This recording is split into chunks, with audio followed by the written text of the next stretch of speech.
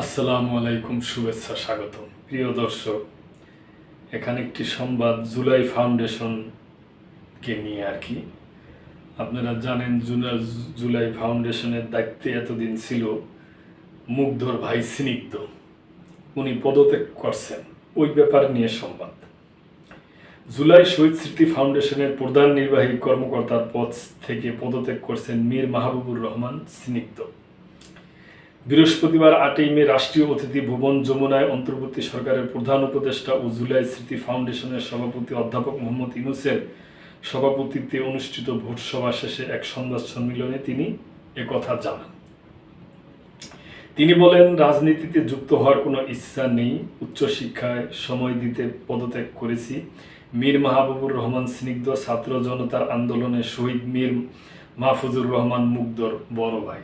আহারে, গত বছরের 12 সেপ্টেম্বর আনুষ্ঠানিকভাবে জুলাই শহীদ স্মৃতি ফাউন্ডেশনের গঠনের কথা জানানো হয়। সে সময় অন্তর্বর্তী সরকারের প্রধান উপদেষ্টা ডক্টর মোহাম্মদ ইউনূসকে সভাপতি এবং স্নিগ্ধকে ফাউন্ডেশনের সাধারণ সম্পাদক করা হয়েছিল।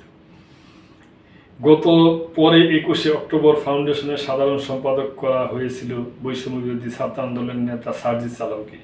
সে সময় স্নিগ্ধকে এ ফাউন্ডেশনের প্রধান নির্বাহী কর্মকর্তার দায়িত্ব দেওয়া হয়। পরবর্তীতে সার্জিস আলম জুলাই শহীদ স্মৃতি ফাউন্ডেশনের দায়িত্ব থেকে সরে যান।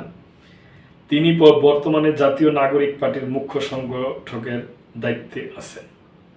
জুলাই শহীদ স্মৃতি ফাউন্ডেশনের পদ ছাড়ার কারণ উল্লেখ করে সার্জিস আলম তখন ফেসবুকে লেখেন, ফাউন্ডেশনের গতি ত্বরান্বিত করার জন্য সংস্থাটির গঠনতন্ত্র, কাঠামো ও কাজের প্রক্রিয়াকে পরিবর্তন আনা হয়েছে। যেখানে সাধারণ সম্পাদক নামে কোনো পদ এখন থেকে আর থাকবে না। গভর্নিং বডি প্রধান উপদেষ্টা সহ 4 জন উপদেষ্টা রয়েছেন।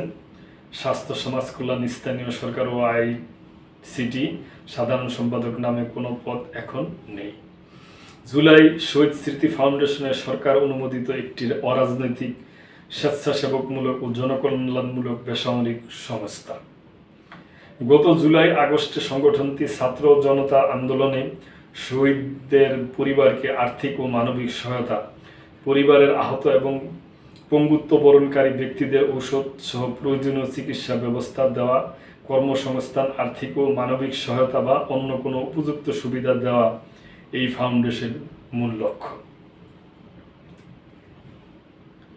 তো দর্শক, এখন উনি তো বলছে যে ওনার পড়াশোনার জন্য আর ওনার রাজনীতি করার ইচ্ছা নাই, তো এই জন্য উনি এই খোঁজ দিয়ে কারণ দেখাইয়া পদত্যাগ করছে, এই আর কি। এখন আর এর উপরে আর কি বলার আছে, হয়তো পরবর্তীতে জানা যাবে যদি কোনো অন্য কোনো ঘটনা থাকে।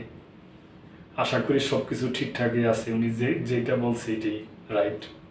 তো দর্শক, ভালো থাকবেন, সাবস্ক্রাইব করে লাইক, কমেন্ট, শেয়ার করে চ্যানেলটির পাশেই থাকবেন।